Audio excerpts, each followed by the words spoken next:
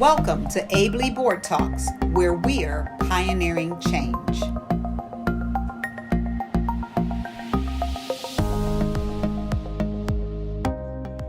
Hello everyone, and welcome to another edition of AABLI Board Talks.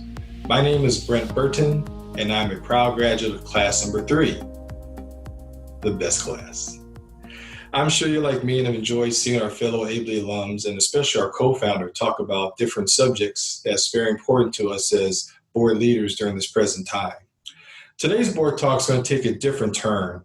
I thought we would address a topic that speaks to those of us that are board leaders and board members, but more importantly, as community and family members. So this topic is entitled Leadership Safety and Taking Action. Leadership Safety and Taking Action. We're going to provide 3 basic challenges that we're going to talk about as it relates to us, whether we're in a board meeting as a board leader or at home with our family members and loved ones. We're going to talk about earthquake preparedness. We're going to talk about sudden illness, and we're going to talk about unforeseen injuries. Now, what does that have to do with board leadership? Well, that's everything to do with it.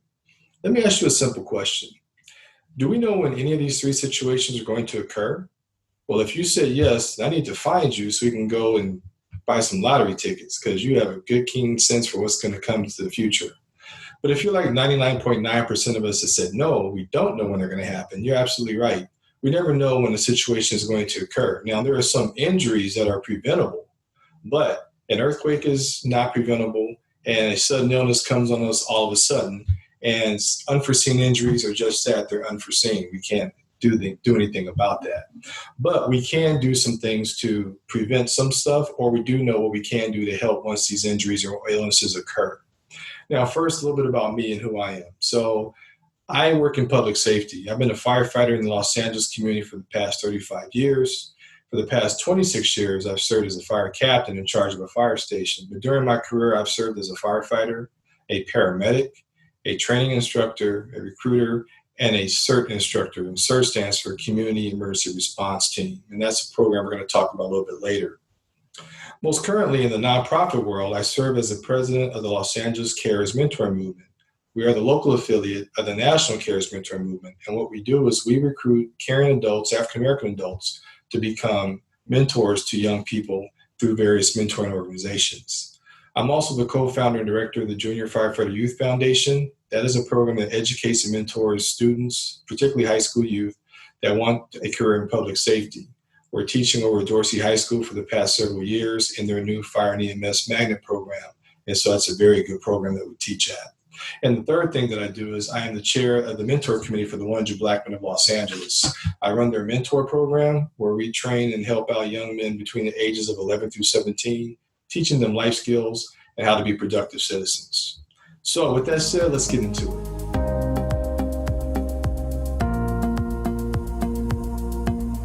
In the event of emergency, our first instinct is to do what? Call 911, right? Well, everybody knows to do that. Most people do. But the question is this: what happens after I call 911 and I'm waiting for them to come? What can I do? How does this work? A lot of times we stand around the person that's injured or ill and we express our grief, our sadness, and our sorrow. We may try to fan them and we just stand around. And sometimes it's a helpless feeling if you don't know what to do. You know help's on the way because you just called 911, but what can you do? And we're going to talk about that today, okay? If you listen to the governor or the mayor or the board of supervisors during their weekly corona updates on what's happening right now currently, they'll tell you this. They'll say that we all need to be first responders, and that's so true. We all need to learn to be first responders. We all need to learn to be independent, and we all need to have the information on board on what to do, and there are now resources available for us to do these things. Simple things like learning CPR and first aid. Certain things like taking a CERT class, and again, I'll get into that in a second.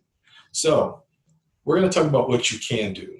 So we're going to approach it from 3 different situations. Think of yourself as being at your board meeting with your board members, or you can look at it as being at your place of employment where you work, or you can look at this as being at home. So one of those 3 situations you're going to find yourself in if you're watching this video. And so we're going to ask you to look at it from one of these 3 perspectives.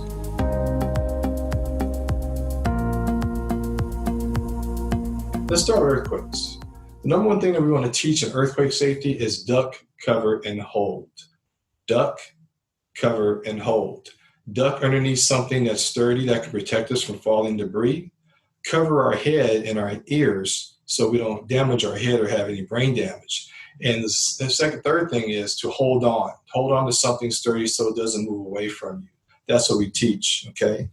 Now, after the shaking stops, the first thing we need to do is to remain calm. We have to remain calm because the situation's over.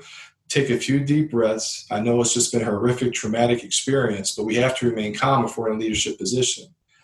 Everyone looks to the leader for direction. If you're the board leader and an earthquake happens to occur during a board meeting, everyone's going to look to you and go, what do we do now? Direct us, lead us. So that's what we're going to get into. Now, does your board have a plan of action in the event of an emergency for their constituents, for your staff, for your volunteers? Is that plan posted? And the board members know how to enact it once things happened. Are you aware of the plan? Do you practice the plan? So as a board member or a board leader, we have to make sure that we provide for a safety plan in the event of a disaster such as that, okay? Who's designated to call 911? Do we have a first aid kit? How does this all work? And every year, do we practice our evacuation plan? Do we practice our earthquake drill? That's what we need to make sure we practice. We have to understand that. Excuse me. There's also a program called CERT. CERT stands for Community Emergency Response Team. Now, this is a free program that the fire department provides to all of its citizens free of charge. And you can be as young as 14, 15 years old and take this course. What happens is it's a 7-week course if you take it 1 day a week, or a 3-weekend course if you take it on 3 Saturdays. And again, free of charge.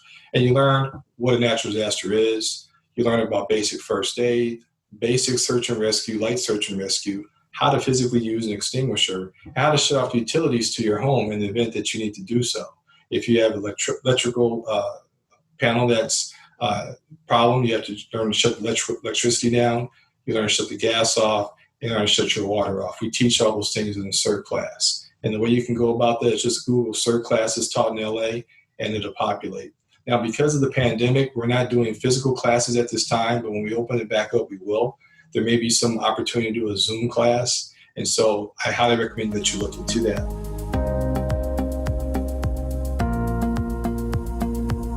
Let's talk about sudden illness.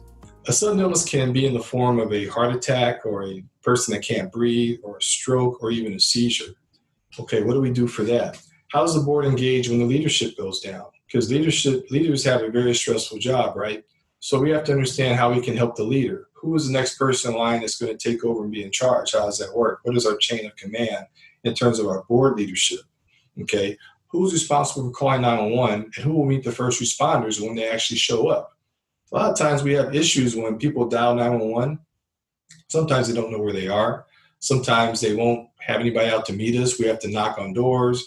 I mean, we've hopped a few fences just to get to where people are, only to find 10 folks standing around the loved one that's hurt or the loved one that has this problem.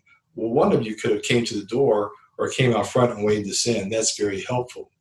A lot of times when we stand around somebody and we just look at them and we express our grief and their sorrow and sadness for their injury, we don't know what to do. And every minute seems like an hour when you're waiting for the first responders. So some information that you can gather from this person that's sick is this: their name, their age, any kind of pertinent medical information about them, like medical history, any medications they take, any allergies to medications. Those things are helpful to us as first responders because we're going to ask for that information once we get there. If the person's unconscious, they can't provide that to us. So a family member should be called and found out the information about them so they can be relayed to the paramedics once we arrive.